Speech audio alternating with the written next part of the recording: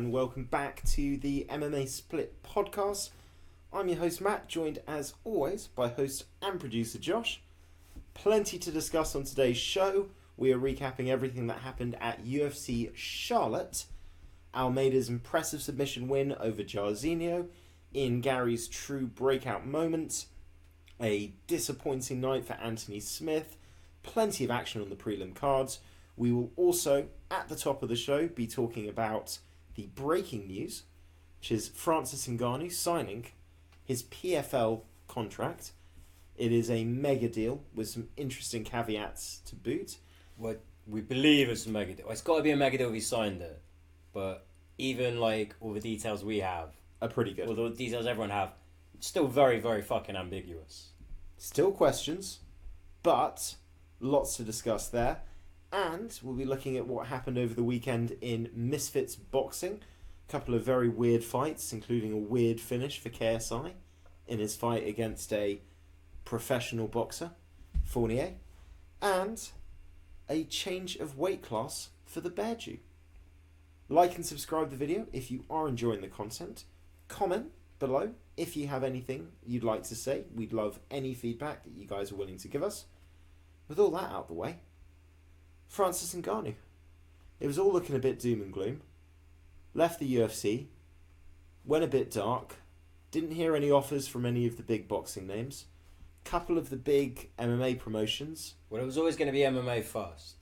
I don't think anyone's going to book the fight that he wants. Firstly, with the state of the boxing heavyweight division. True. And secondly, I think people like to have a strong idea of how much something's going to be worth in terms of the pay-per-view numbers before they're going to pay him what he wants to get paid. They're going to want to see a recent pay-per-view number to compare to. So I think it was always going to be MMA first. I was surprised that Bellator didn't table a similar kind of offer, to be honest. Bellator exited the conversation. Bare Knuckle exited the conversation early. ONE FC exited. ONE FC a little bit later. Although the general news from Ngannou's side was that he already was close to securing an agreement with PFL. Yeah. So it was more a case of he took a meeting, he let them know that it's really just out of courtesy, and they were basically, they kind of phrased it as the guy was making crazy offers that we were never going to match. And his viewpoint was, I was already quite far along with PFL, so it was only going to be a mega offer. Yeah. Where every single thing I wanted and more was met, and when they weren't willing to do it, the conversation ended early. And generally, I mean, Errol Hawani's keen muttering that PFL was going to be close for a couple of weeks. It's now been made official. It's a short fight deal. They say 2 to 3 fights, fighting in their what's going to be established as their super fight. Yeah, super fight division, the same division Jake Paul's been signed going to be fighting in. So they're not. But obviously, they're not going to fight. Yeah. So basically, he's not even really being signed to competitively fight in any of their tournaments or leagues. Yeah, he's not doing the heavyweight season. He's basically getting a showcase position to bring eyes and attention to the PFL. He's legitimize it. He's getting paid just shy of 8 figures a year. So we're estimating somewhere in the 8 to 9 million a fight range. He's getting a percentage of the pay-per-view. Yep. Not points, a percentage. He's getting a percentage of the gate on his fights. He's getting a position as brand ambassador, as well as the athletes, what's it called? The athletes commission board or something, or the athletes. Okay, that part I don't know about, but the other big one I know is that he's getting equity in PFL Africa. He's going to be the main person in charge of kind of like spokesperson for that, setting it all up. And it's some fighter advisory committee. So it's going to be a board that he's the head of that will feature other fighters, and they'll meet to basically discuss the sport in general from the fighter's perspective. That could be related to pay, health and safety, issues, all this kind of stuff. So he's getting... And supposedly there will be a clause in there for a minimum pass for his opponent as well. Believed to be around $1 million or just under. So he's making sure his opponent doesn't get screwed. And last but not least, he's free to pursue any boxing contracts, which I believe he's allowed to pursue independently. Yeah. They're not asking to co-promote. They're not saying that they've got to be involved in that. And he's not even going to his first fight in PFL until 2024. Yeah. So that frees Ngannou right now to be in a situation where he can pursue a big purse boxing match. I think that will still come after he debuts. I still feel like they're going to want to see the pay-per-view numbers before they'll really open up to a realistic offer. The statement said that they're booking him for a 2024 fight because they're expecting and have the understanding that he will be boxing in 2023. If it happens, more power to him. My suspicion is that the MMA fight will come first. But who knows, I don't think here's how I think it will. I don't think he's going to end up fighting AJ, Fury, or Anthony Joshua. Or Usyk or Wilder.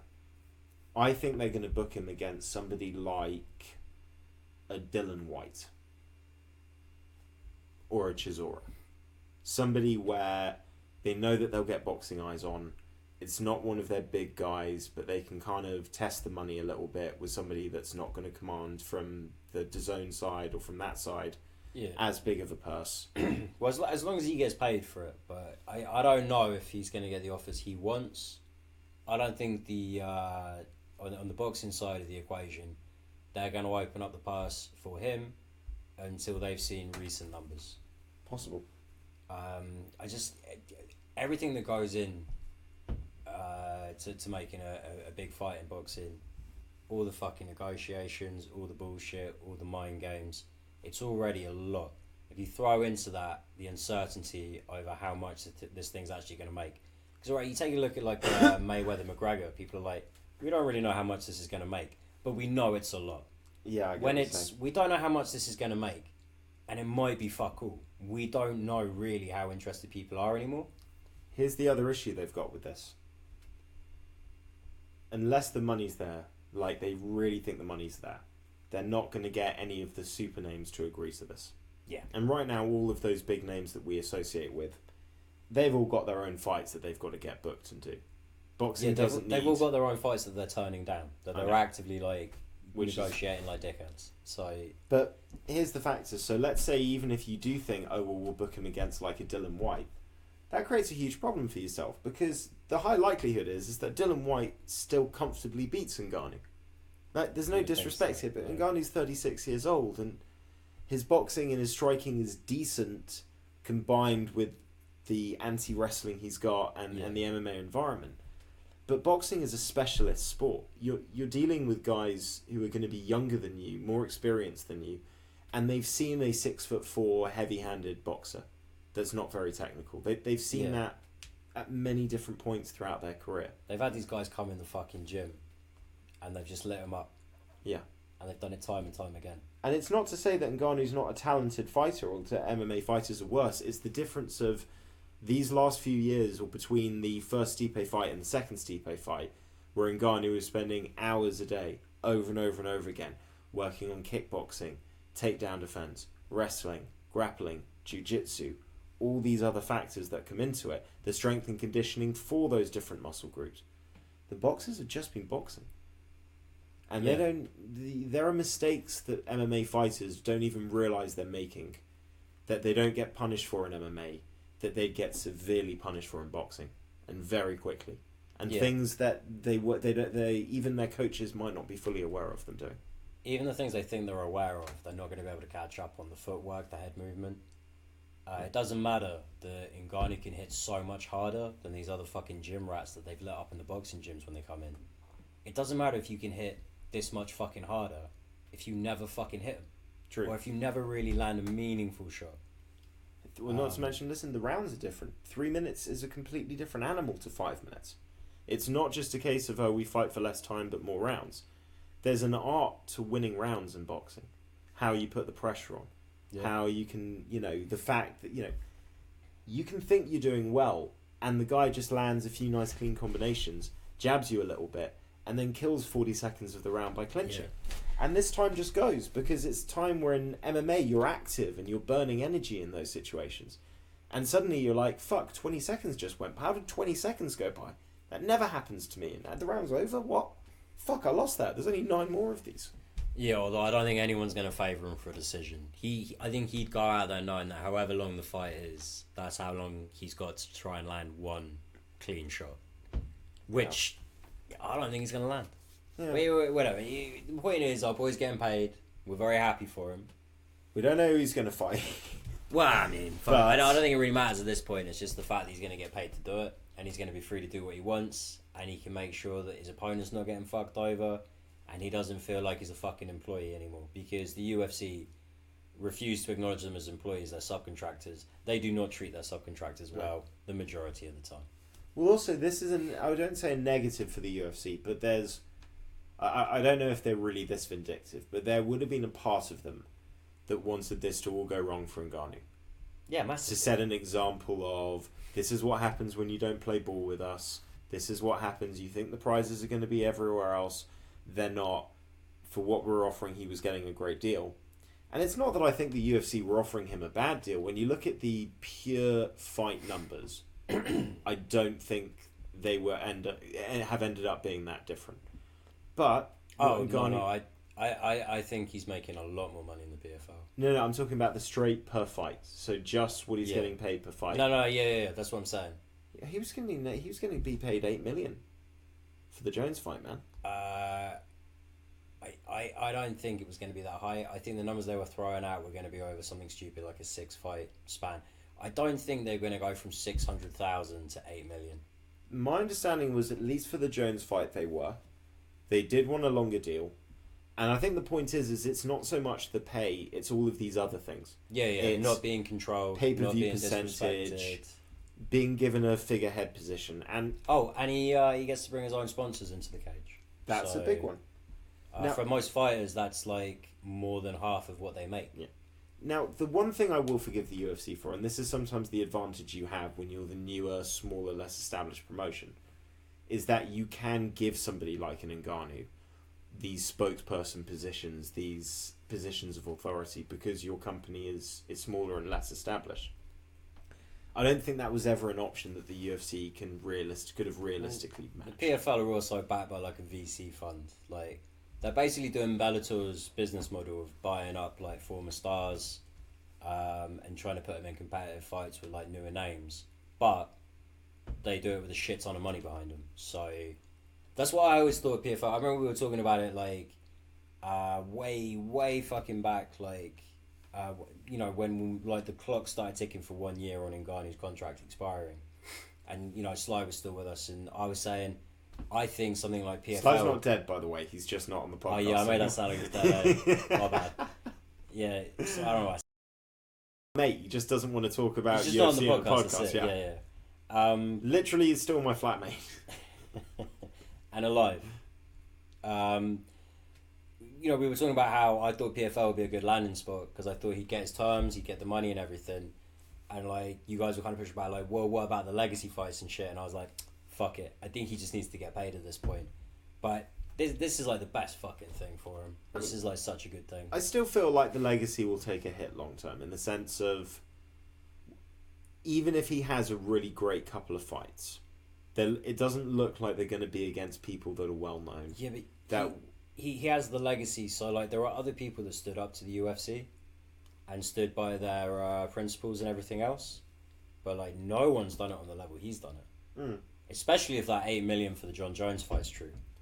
So like, for me, like the legacy of like standing up for the little guy and standing up for other fighters and standing up for the sport, fucking outweighs everything.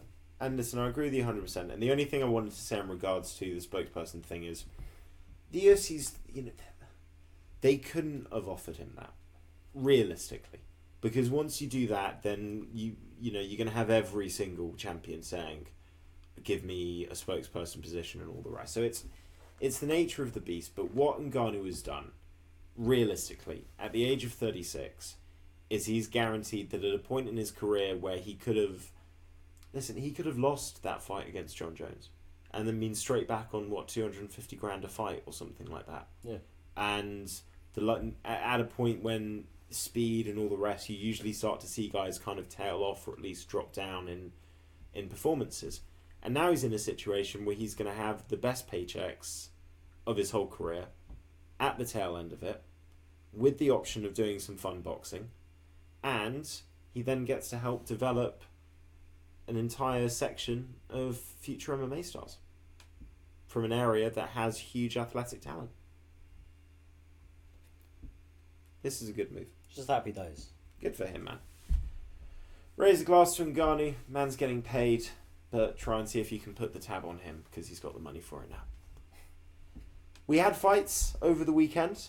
They were in Charlotte, North Carolina. I thought Charlotte, North Carolina was a lot of fun. Thought it was a good card. Good crowd. Lots of people there for the prelims, which always makes me happy. Way fucking better than the crowd the week before. Crowd the week before was not good. No. Where was the week before? It was in... Jersey, New Jersey. Jersey, of course it was the pay-per-view. They were shit. Charlotte brought it. And Charlotte were rewarded because they had some great fights, starting with our main event. Which I wouldn't say was a great fight. It was a great performance. We picked Jairzinho. Sorry, we picked Jailton Almeida. Too many J's. We were correct on this. I'm going to be honest. I thought it was going to last longer than that.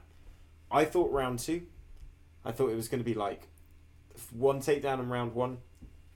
Jairzinho kind of still trying to not be an idiot and defend. Yeah. And then when he got taken down in round 2, I just kind of figured it was going to be that when he'd give... That would be the moment he gave up. And when the fight starts and he stopped the first takedown, I genuinely thought like, oh, here we go. Extra £30 away. And then the next one was so easy and it's like, I know. No. Yeah, I mean, he didn't really sell the first one. He was just hoping to catch him sleeping. Which is like, fair enough, like, why not? But yeah, like, once he got him down, it was basically it. It's very... A guy like Jailton Almeida is going to tear through a lot of really one-dimensional fighters at heavyweight. And it would be interesting to see what he can do when he comes up against a Blades or an Aspinall or a Jones. This is the question. Because 232 and what, 6'2", 6'3"? 6'3", I think. Look up real quick. Guy used to fight at welterweight. You will get to a point where you fight somebody that's too well-rounded. And guys like Aspinall, God, who's the Polish guy? Spivak. Even Marcin Tybura, I think would be an interesting test. But what we're learning with heavyweight is that there's too many... A lot of these guys are just big sluggers, basically. And they're not at the same level as we see in the rest of the UFC divisions. So when you get an athletic guy who really should be a light heavyweight, but makes the decision of, fuck, I can just tear up these rankings, beating guys that I match up with really well. And hell, even if I get to a Tom Aspinall, and it just turns out that once I'm fighting a 6'5" human who knows how to wrestle and is 265 and is a real heavyweight, it might turn out that I can't get past that point. Yeah. But guess what? I then drop down to light heavyweight. I'm not going to go back to being unranked. You're slotting straight to a ranked fight. You're slotting straight into a ranked fight. So this is a really good move. Yeah. And throughout a whole point of your career, you're not having to make potentially, draining weight cuts. Yeah, and if you can keep taking these heavyweights down and not absorbing any damage, it's really just like how rough is your training camp. Yeah. So, yeah. I like it too. Not every light heavyweight can get away with this. No. But, at the same time, who's to say he doesn't kind of commit to the weight class, put on a bit more bulk, turn into basically like a 6'3" jiu-jitsu version of DC, and just out-grapple all of these guys. That could easily happen. And here's the fun part for him. Right now, he's got the best of both worlds. He can do one, and he's got an easy backup to drop down to. Yeah. If he chooses. Easy one. I mean, Jailton Almeida, this guy's really come out of nowhere. If you think the caliber of guys he's fought up until this, was his last fight fucking the Pleasure Man? Who was his last fight? It wasn't the Pleasure Man. I'm thinking of somebody else. Oh no, Abdurakhimov. Who's decent, very good. Before that is a little bit kind of middling, just on name value. to Couch, Parker Porter, Danilo Marquez, made his debut against Nasadinov. But all the same, So- the guy's absorbed very little damage. He's Tearing kind of been on a sort of similar kind of tear to like when fucking Conor McGregor first came in. Just very exciting. Didn't really matter who he was beating, just the way he was beating them. So, yeah, man, I'm fucking excited to see what Almeida can do against high level, well rounded heavyweights. I think it's interesting. Jairzinho Rozenstruik. I know that he's one dimensional, and I know he's got knockout power, but there's literally no improvement. It's the same issues over and over again. Yeah, he's not that great. Nah. Really, I mean, it's weird. Usually we spend about 10 minutes talking about the main event. I feel like the main event has got like the least number of talking points. Well, it wasn't a very long fight. True. It's like, what do you want from us? Co-main event, weird one. Anthony Smith, you picked him to win. I went with Walker. Anthony Smith looked terrible, man. Well, he just let his leg get fucking chewed up. Just belligerent about it, to be honest. And then, once he got hurt, it was kind of fucking... I did appreciate the way... we were talking about this before we started recording. You were saying Teddy Atlas kind of described him as a survivor. I didn't think that he was just trying to hang on to the end of the fight. I did see a guy that was trying to land that fluke counter shot, just catch him with that right hand once, change the fight, maybe get the finish. He's a pro, and he understands that like up until the final fucking bell, you do still have a chance to win this fight. And the only way to do that is to stay in this fight until the fucking end. And all credit to him for getting to like the end of the fight, but just at this age, you keep getting hurt like this. We were talking about this a bit before, so do you want to take over here? Like, is it worth it? So here's the issue I have with this. There was no adjustment to things in the fight. And it's like, you're getting kicked in the leg, you're getting double kicked in the leg, meaning that he's landing one calf kick and then immediately returning with another one. I know he's 6'6". I know he's got a long reach. I know he's not the easiest guy to work into. I know there might be a logic of thinking take the kick and use that to then close distance. But when a guy can literally use the same technique on you twice because he knows you're not checking anything, that's a problem. And the fact that you're not addressing that, the fact that you're allowing that to happen. And all you can hear before it happens is John Kavanagh going leg kick, leg kick, leg kick. Like, he didn't switch to southpaw. He didn't change his stance. I think he feels like he can take that pain easier than he can knock someone else out from the switch stance. I feel like he feels very comfortable at least getting that initial first rock'em shot in with that right hand. Well, he shouldn't feel comfortable with that. I'll tell you why. Because he didn't fucking land it. He didn't land it, and this has now been a recurring problem. Now, it might be that he's got an injury or damage to his leg that's made it more vulnerable. Yeah. Because I've seen this in the Rakic fight.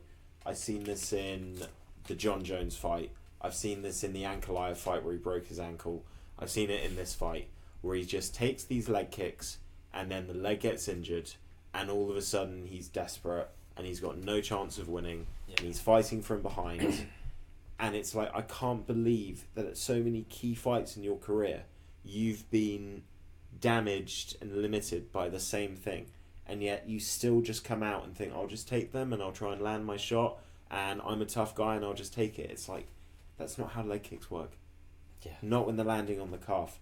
And listen, Johnny Walker fought very smartly and very, very conservatively, very intelligently.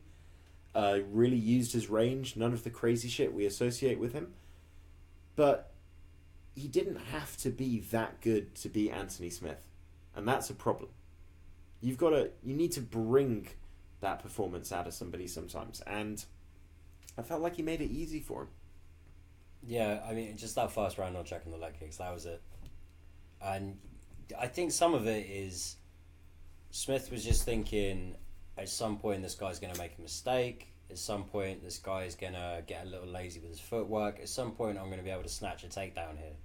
And the one he got in that first round, the damage he fucking took, it looked like Paul Craig all over again. I think at that point he was like, it's just not worth getting knocked out for. Yeah. I can't do it like that. At which point, should have made a fucking adjustment. But it's unfortunate, man. I'm such a big Anthony Smith fan. I watched the Believe You Me podcast. Him and Bisping are terrific together.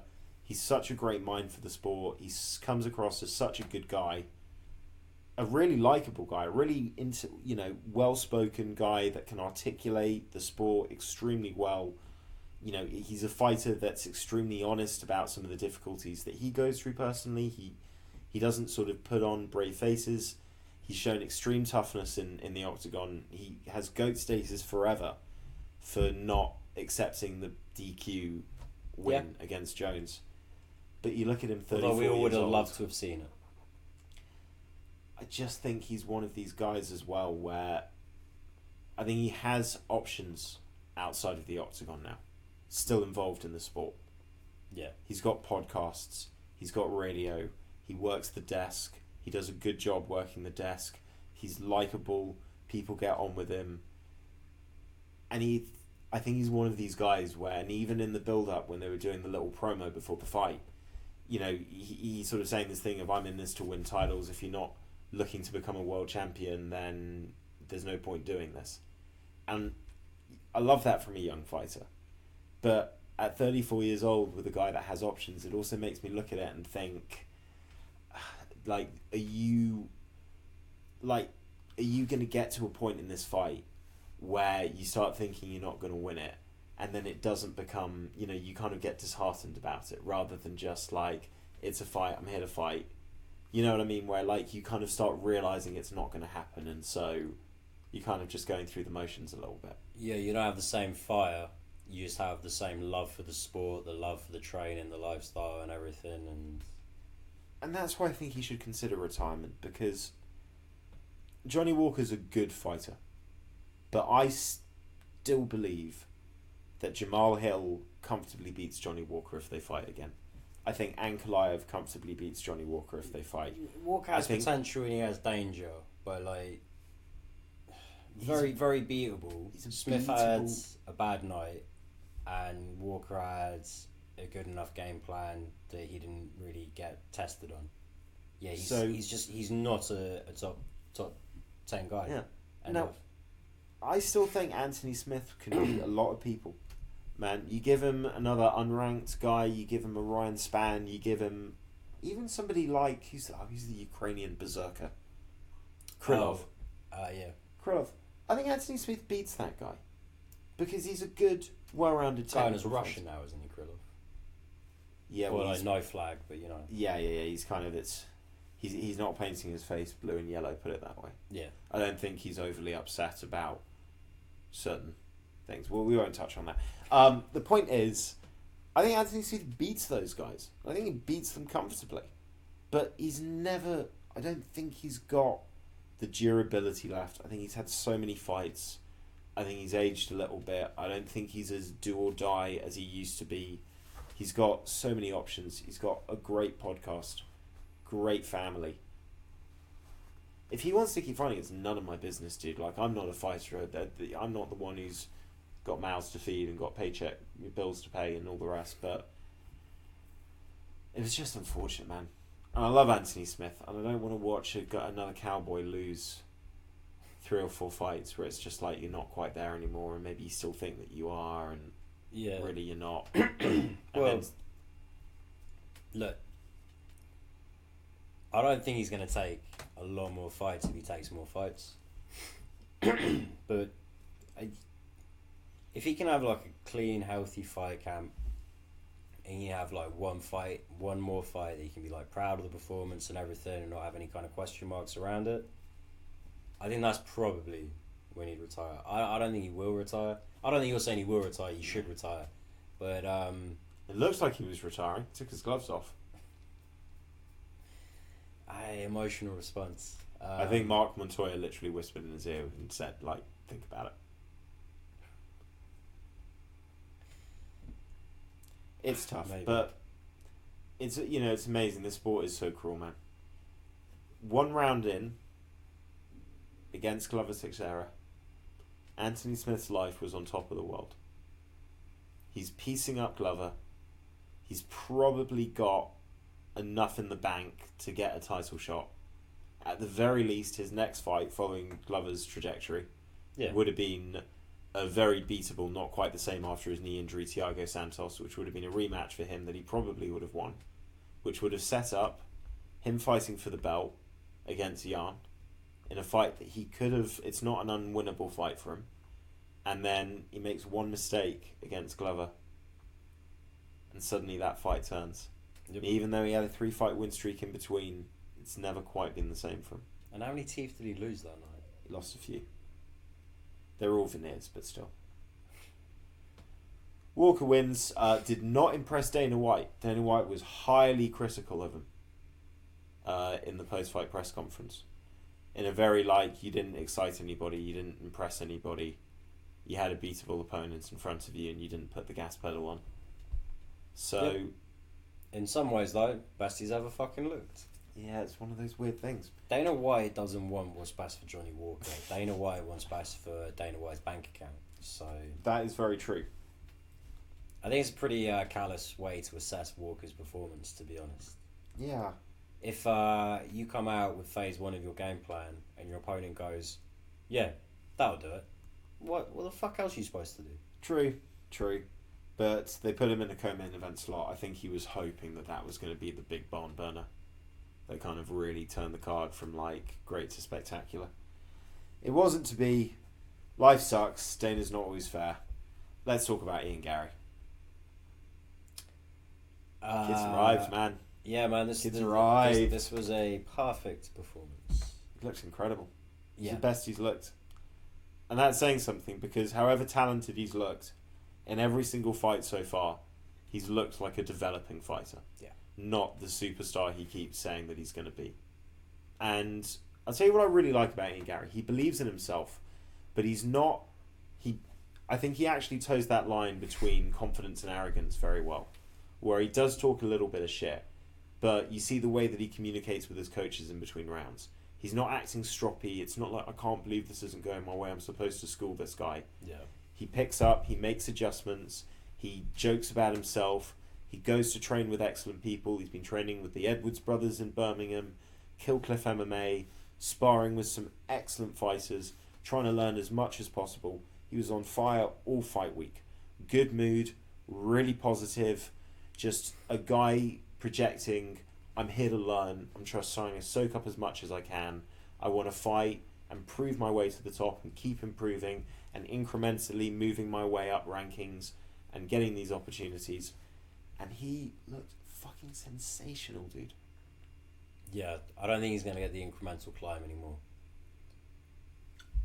He said this to Dana White. He said he's got a 6-fight plan for the to the belt. And he says he wants to fight 2 guys in the top 15. Then he wants to fight 2 guys in the top 10. Then 2 guys in the top 5. And he will not accept anything less. Because when he wins the title, he wants to feel like there's been no shortcuts, there's been no style, there's been no group that he was able to duck. He's fought and earned his way up. Yeah, I mean, you say that, but then they fucking offer you fucking... you say that when you're undefeated. Top 5 fight. Yeah, exactly. You say that when you're undefeated. Oh, the other thing is you say that assuming that you're not going to get any fucking injuries in the next 2-3 years. You're not going to get any setbacks in the next 2-3 years. Yeah. Hopefully you don't. But I'm not saying this because I'm that's a stupid plan. I'm saying I think that one's going to change a lot. That's a good you need to have those medium to long term plans.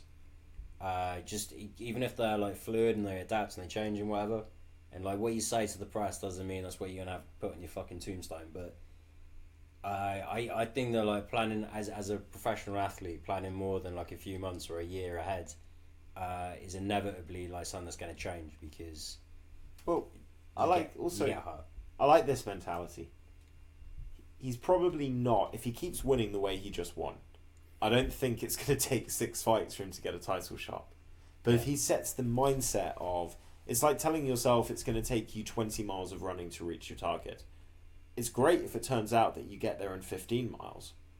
But he's ready for 20 miles. Do you see what I mean? He's ready mentally for 6 fights to the belt. I also think the first phase of this plan is not going to come to fruition. Like, the top 15 guys, who's he going to... The only way he's going to get 2 top 15 guys is if he loses the first one.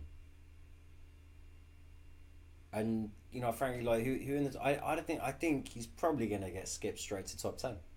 Was he going to fight Chiesa or someone? Chiesa would be a fun fight. He wants Neil Magny, but Neil Magny's booked. He'd have to wait a little bit. And it's not going to work out that way. It obviously isn't. Yeah. It obviously isn't. But I like the mentality. It's a good mentality, yeah. And if you can keep pulling performances together like that, man, you will beat a lot of guys. It is a dumb plan, though, and I'll tell you why. Do you want to be the guy that fights all these people in the top 10, becomes the champ, and then either is in the situation where nobody has great interest in watching you fight people you beat easily on the way up, or you now have to do rematches as your title defences, so all these people now have 25 minutes and extra tape and experience, or do you want to shoot up and get the belt, and then all of those top 10 guys are fresh matchups? Here's the other thing, though, like, just by virtue of how old the top 10 are at 170, it's going to recycle. Yeah. Also, I don't know how long... I don't know if he can spend his whole career making 170. And I think if they have more kids, and he has less sleep, and there's just more shit to deal with, I think he's probably going to go up to 185 at some point. Yeah, if he goes on a tear and he's like... He's a big guy, but he's not cutting huge amounts of weight. But he's not fully filled out in his frame either. And true. Right now, he's got a wife that's like ultra supportive. He's just got the one baby. It's like, life is not simple, but it's as simple as it's ever going to be again. His life's only going to get more complicated from here on out. Add on to that the pressures of success and stuff. I don't know, like, win or lose, if he has any kind of like success at 170 or even gets to touch a fucking strap at 170, I think he's probably going to finish his career up at 185. Well, listen, that's jumping way ahead. I think there's still big questions about the guy. He can be hit. He does occasionally make mistakes. He could be hit. All past fights, we're looking... True. He could be hit. We haven't really seen him go up against a heavy wrestling style yet. Nope. I don't know how he responds to that. I don't know how it changes his striking once he gets taken down a couple of times. And you look at the guys that are going to be killers once you really get up there. It's, you know, you're dealing with the Shavkats. Maybe Hamzat's still around at that weight class. Nobody knows what the fuck's going on. At the very least, you've got Leon and Colby and Bilal that will be around. And they are no fucking joke to deal with on the ground. And it's different. Lots of questions. And even then, you still got somebody like a Wonderboy. And it's like, you can think you're a great striker until you fight Wonderboy. And then all of a sudden, you have an education of distance and range and kicking and all these different things. So yeah. How is this old man countering this so fast? How is he so relaxed? Why does he just keep smiling at me? I just remember the Jeff Neal fight, and we were like, well, it's an Apex card, that's going to be bad for Wonderboy. And we were like, oh, no, it's just going to be really, really bad for Jeff Neal. Because it just means you're getting hit fucking constantly because he's never far away from you. Like, guy's a beast. Anyway, for D-Rod, it's getting a bit old. It's a shit night at the office. Bit slow. I mean, to be fair, like, he probably thinks he's kind of, like, blocked or avoided the worst of that head kick. It's the way it wraps around the back of his head, which, yeah, like, with a head kick like that, no, it's not an illegal shot. I'm not saying, like, oh, he's got hit in the back of the head, it's not right. I'm just saying, very hard to be prepared for that kind of shot. And that was the beginning of the end. He conditioned him with the body shots, and there was no tell between the body setup and the head kick setup. He was whooping his ass, but, like, looking at D-Rod as a guy that just does not get finished. And then, you know, he eats that head kick, and it's just that Ian Gary was, like, so smart, smelling the blood in the water, and just going straight in and following him down. But, you know, a more timid fighter, a less confident fighter, or just a guy that hasn't got legs that fucking long, was never going to get that finish on him. It was a bad night at the office, yes. He was getting his fucking ass whooped, but more than anything, it was just like, Jesus Christ, how do you anticipate a leg that long wrapping around the back of your head? Well, the kid's got talent. I'm excited, and Arlen should be excited because you might finally have an MMA star that you can root for, without having to like overlook like highly questionable moral things. Yeah. You know, it's he seems like a genuinely really nice guy that's easy to root for. Okay, rest of the card. We got some good shit to talk about. Yeah. Let me bring up this whole fight list. So the next one was Carlos Ulberg against Dio Portiere. Carlos Ulberg is a fighter, man. As a pure kickboxing striker, that guy is about as smooth as it gets. Great fucking movement. That check hook was brutal. Yeah. And it just goes to show how powerful he is, because there was no wind up on that. No, beautiful short little shot. Just honestly, just a real striker's finish. And considering that, he was piecing up Kennedy and Chechiku, but he was just doing that stupid thing where he was putting his hands on Kennedy's high guard, so Kennedy knew, like, he wanted to make him eat an elbow. Just a little naivety. There was none of that in this fight. It was just pure crisp, just fuck him up. Also, I think he just got a bit callous in that fight. Yeah. Drops his defences, thinks he's going to get the finish. And Kennedy Nzechukwu is a tough fucking dude, man. Like, he's not the first person that's thought he's had this kid finished, and then Kennedy's come back and beating people up. God, Nzechukwu, so that's... If we were to make a league of, like, the nicest fighters in MMA, I feel like, obviously Wonder Boy, I feel like Ian Gary gets in that list.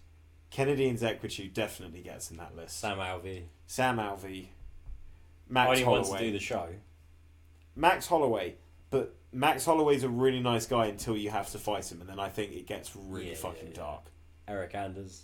Eric Anders is a dude, but I don't know if you define him by his niceness.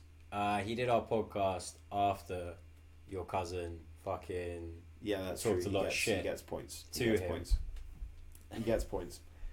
No, Ulberg took home 50 grand. Well deserved.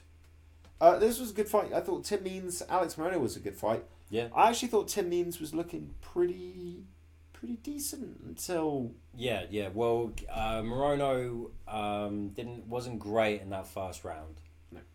He was having some success doing what he can usually do, but he just overall, like, we knew Tim Means was going to be a bit of a tough fight for him. We were kind of we were favouring Morono on this one, but we thought it'd be a fun fight. Morono got a little bit nullified more than anything in that first round. And then that second round, Tim was just really, really stupid to try and like snatch that fucking takedown at that point, because it's not what you do well. It's very much what Morono does well.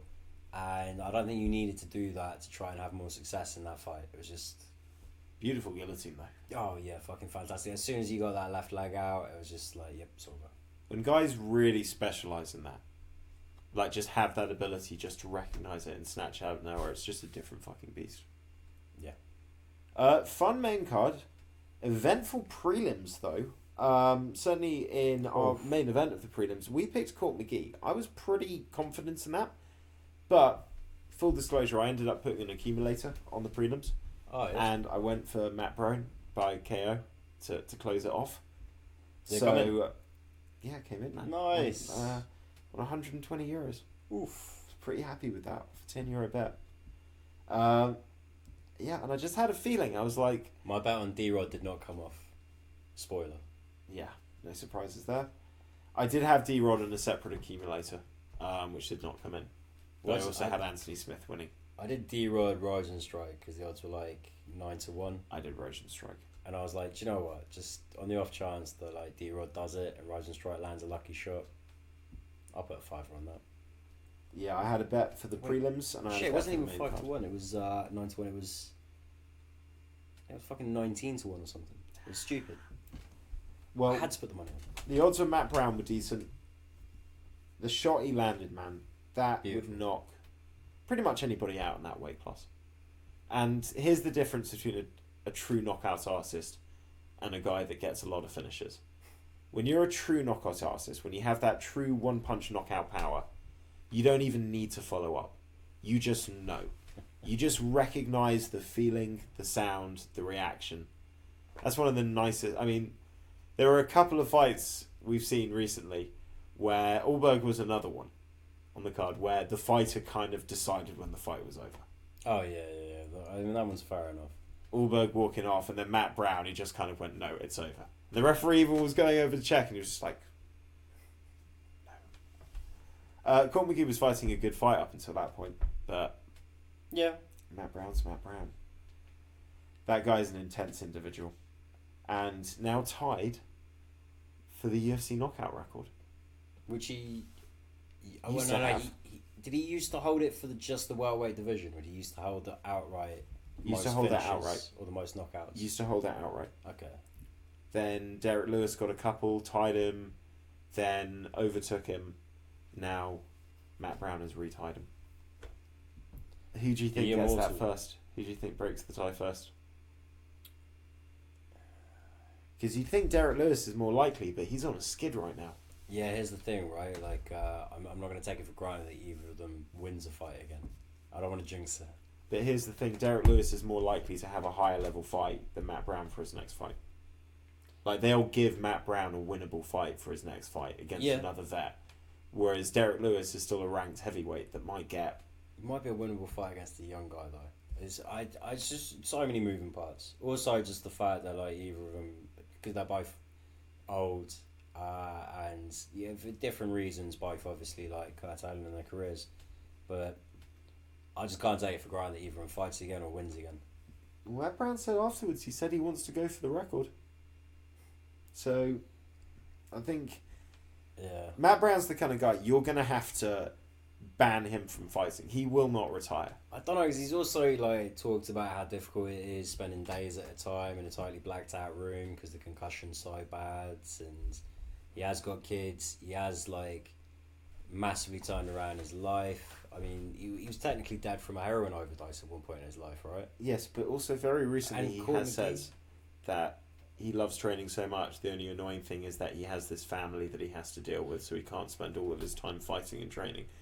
So it's not like he's somebody that I think wakes up and goes, oh man, I really wish I could spend more time with my children. I think he's somebody that's like, I think he I love probably you. is, but there's the shit you say, and, like, do you know what I mean? But he probably does want to go for the record, whether or not.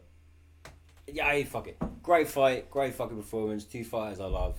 I was not disappointed. Carl Williams, Chase Sherman.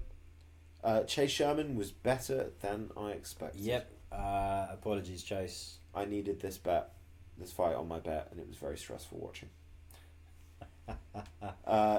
We now get to the run where I swear I got really fucking lucky. Okay, Douglas Silva Andrade versus Cody Stamann. I do not think that Douglas Andrade won that fight. However, he was on my bet, so I needed him to win. Yeah. So I wasn't upset about this. I think he had the first 2 rounds, to be honest. One of them's super close though, man. Yeah. Because I swear he gets dropped in. No, it's the third round he gets dropped in. Yeah. But I don't know. I just thought Cody was put good pressure on. Cody fought a good fight. It was a close competitive fight. I went into that third round thinking, like, Cody's lost You need this. the finish. Yeah. Well, there was the controversial stand-up, wasn't there? Yep. I think that's what he wants to contest. He feels he would have won that first round if he was allowed to regain top position. And I think there's a strong argument for it. Yeah, obviously he got fucked, but you know, still you can't say this shit after the fight and be like, I definitely won that first round in my head though. It's like, true. You gotta fucking win that second round. You gotta fucking finish that third round. You gotta find a way to win the fight. Yeah, no, that's a good point. And Douglas Silva, for a 38-year-old... 38? Maybe even older. Maybe 39. Yeah, old. Old guy in a young man's division. So explosive, man. Still he's always fast had that hands, power. still powerful. A lot of fun. Weird fight of the night. Ji-Yeon Kim lost her mind against Mandy Bomb. So apparently she tore her, I think ACL, because she's like basically been in camp, she said, for 7 months. And that's like a long time to be in camp for, because like the fight got rescheduled. Yeah. And basically after the fight got rescheduled, she tore her knee up. It was like, she's got to keep doing camp. And she just said, like, it wasn't that she was ignoring her coaches or anything, it was just that she couldn't do it. She just couldn't fight. So Is that Maggie Bomb? No, Ji and Kim. And I really wish Kim had fucking pulled out of this fight before instead of fucking my pick. But, you know, it is what it is. What was with all the fouls then? You're on one leg and you can't fight. Like, So you knee your opponents in the face when they're down? Yeah, apparently, yeah. And you kick them in the face? I'm not justifying it. I'm not justifying it. I'm just saying, like... But she was looking decent in the fight. She shouldn't have been in that fight, basically. But she was... This is what I don't get, though. She was... If you take the fouls away, she was winning the fight. No, she looked kind of okay, because Bomb isn't as good as her, I think, usually, on a normal fucking day. But, you know, it's just... But, dude, that still makes no sense. Okay, you're not fighting as well, but you're winning. Why twice illegally damage your opponent? You don't know that you're winning, and you're fighting the whole time thinking, I'm on one fucking leg. Like...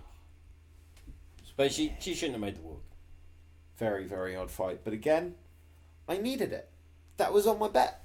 I won 120 euros because of this weird ass shit. So I'm not upset. Joe else helped me win me 120 euros. Brian Battle. Man might have missed weight, and completely changed his hairstyle, which makes him look like a completely different human. I like it. He looks cool. Nobody's talking about the weight miss now. Local boy, got the crowd going, great knockout. Gabe Green has never fought like that before. No. Don't know what the fuck he was doing. And you know what? They kept saying on the broadcast, oh, well, both of them just made a decision to trade in the pocket and it's who lands first. And I don't think that's giving enough service to Brian Battle, because if you actually watch it back, Gabe Green is standing there, head on the centre line, swinging. Battle is actually trying to see where the punches come from. And the punch that he lands happened because he moves his head to the side and then comes through with the right hook. So Battle actually kept composed and calm against a guy just looking to brawl him in the pocket. Lands the perfect shot as a result. Didn't get the credit for it. I'm giving him the credit here. No, it was a nice read. You can see on the replay, eyes open the whole time, eyes on the prize. And it's not big. That's the thing with good boxing. It doesn't have to be big head movement. It's just take the head off the centre line, get yourself off the angle, and now when you're coming through, you're getting the whole weight of your body coming through rather than just the shoulders and the arms. Perfect. To round up the card, Jessica Rose Clark, third submission loss in a row, but at least she didn't get her arm broken. That's something. Tanara Lisboa looked really good though. Yeah. Really good. Very exciting. All in all, this wasn't an awful week from us. I got 1, 2, 3, 4, 5, 6, 7, 8, 9. I got 9 in total. I was 2 behind you. You got 7. I'll take it. Both above 500. Oh, no, wait, fuck. I went Smith and you went Walker, right? We both got Smith. No, I went Walker. You went Walker, so I think you had Bomb, Walker, and you went Andrade? Or did you go Stamen? I think I went Andrade. So I think I was 3 behind, so I was on 6. Damn. So 6 and 5 though, so still over 500. Yeah, let me see. I'm sure I sent it to you last time. I don't think it's in the split chat. It doesn't matter. No. Alright. Right. Bit of news to round up. One of our favourite fighters, Paul Craig. He's making a move. He's moving down to middleweight. Yep. He's going to be fighting in London in July. He's taking on Andre Muniz. Equally dangerous jiu-jitsu artist. Yeah. Very different style. Favours different submissions. Yep. Favours different positions. Yeah, this is the thing. He favours that armbar from that sort of transitional position. Back transition to the armbar. And Craig obviously favours the triangle from full guard. But so can also pull the armbar as well as Kimura's very nicely. Yeah. It's just that whole... If Muniz gets sloppy with trying to set up the armbar, Craig doesn't need to land in a position where he can get the triangle. He just needs Muniz in his full guard. I think it's an interesting fight. I think it's a tough fight for Paul Craig, but you know, you're old as fuck and you're trying to cut an extra 20 pounds. Like, well, I guess they just aren't easy fights now. But for me, I look at it and I think... He's 34? I'm pretty sure it's 34 2 years ago when he was talking about retiring. I'm pretty sure he hit the 35 mark recently, but was on the win, so decided to keep going. So I'm going to guess he's 36 to 37. That would be my estimate. The only thing is, he doesn't cut 35. You're right. He doesn't cut huge to get to 205. No, I don't but the other imagine thing is that if, he's had like if a you spend your whole nutritionist. career not cutting that much, and at the very fucking tail end of your career, you're going to start cutting like 20 plus. It's tough. Yeah. If he can do it though, one, just in this fight, I think it's very winnable. I'll tell you why. I think Nunes is a bit of a one-trick pony. I think if you can... And if he fucks that trick, you're going to end up where Craig can do some of his best work. And even if you don't, like, you can stall him very easily. Uriah Hall is not well known for defending on the ground. But he was able to block that one trick from Andre Muniz. And he lost the fight, but it's really because he was knackered after 4 minutes. It wasn't because of anything else. I think Paul Craig wins that fight easily. There's nobody like him at middleweight. I could see him bullying people easily at middleweight. Who knows? Maybe he could have some fun fights. Maybe he's a bit stuck in the mud though. Who knows? Listen. I'll worry, but fuck it. Like, man wants to keep fighting and getting paid. Pay him. He might be the only guy that could beat Israel Adesanya, who's not moving up to 205. Nobody fights like him, dude. Yeah, but how funny would that be? Like, again, it's one of those, like, if he doesn't get that triangle sometimes, he's fucked. Or like get an armbar from a similar position, like it's just him. There are fights where he just gets his fucking ass kicked until he gets the finish. Yeah, there's a fly buzzing around. He's a real piece of shit. Yeah, I've seen him a few times. Caught me on the ear there. I don't like that fly. Well, he's making the move. We'll see in London how it works out. There are some other fights on the weekend, boxing related. I'm going to let you take this, but this is... Misfits Boxing. So, I'm not going to talk about the card, but I am going to talk about, since this is an MMA show, we need to talk about an MMA-style knockout, because KSI in his main event, fighting a quote-unquote professional boxer called Fournier, hits an overhand right, senses the guy's wobbled, charges in, tries to go for a hook, misses the hook, clean elbow to the face. Does not make the great decision afterwards. Starts doing the whole victory speech. I knocked him out with the overhand and then a right hook. It was clean. All the rest. Has this big square down with Tommy Fury. Then, as the post-fight press conference, where obviously somebody had a quick word with them saying, you might have caught him with the elbow a little bit. Don't go over heavy on the bragging yourself up. So in the post-fight press conference, it becomes, there's a slight possibility that after the right hook landed, the elbow slightly grazed him or some contact was made. And then this week it's turned to, yeah, it might be a no contest because I just completely smacked him with the elbow. So, bit of a drop-off. The boxing itself was terrible. Oh, some of the worst I've ever seen. Like, KSI looked, like, it doesn't surprise me he landed an elbow. He was no control over his limbs. Trying to do the whole, like, bouncy style, but just, throwing himself in, trying to just land over. He's not a shots. boxer. He's clearly not a boxer. Some of the weird fights they had on the undercard, they had these two obese guys fighting. It wasn't like a knockout could happen at any time. It was like a heart attack could happen at any time. It's the only tension that came from it. Very weird experience from DAZN. Particularly since I went straight from the UFC to DAZN, catching the KSI fight. Because it was on and it was 11:30 and usually I'm watching fights at that time till fucking like 4 in the morning. It was very odd though, dude. Very odd. Boxing has some weird moments. I'm not. We don't see. Do you know what? It's interesting though. We don't see celebrities. There's no celebrity MMA division. There's no like two YouTubers that are saying let's have a 3-round MMA fight. Well, I mean, so there's a difference between amateur and professional boxing, but like the difference between amateur and professional MMA is like more pronounced, and part of the reason is like you can't let complete fucking amateurs just go hell for leather with like knees and elbows and ground and pound and shit and arm bars and submissions. Just gets so messy so fucking quick. Not that boxing doesn't, but it's just so... The propensity for it to be so much fucking worse is very present in MMA. This is true.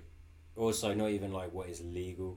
Some dickhead gets over like excited and throws like a soccer kick or something, and then it's like someone's life just changed. Just amateur MMA, very fucking different from professional MMA for a reason. And wise words are said. On that, man, I think that's everything that we were going to talk about. We will be dropping the pick show later in the week. That will be for last good card for a while. Well, if it is even a good card. And it's committed the cardinal sin that I hate, which is taking a fight we should have seen last weekend and promoting it to the main event. I'll forgive them on this, though, because they had Aldana have to step in for the pay-per-view. So she moved off that card, and they kind of had no choice. It is what it is. We will still give picks and predictions for it. That's dropping later in the week. Till then, guys, have a great rest of your week. Bye, Dave. Bye, Laurie. Bye, Trufo. Bye, Laurie. Bye, Dave.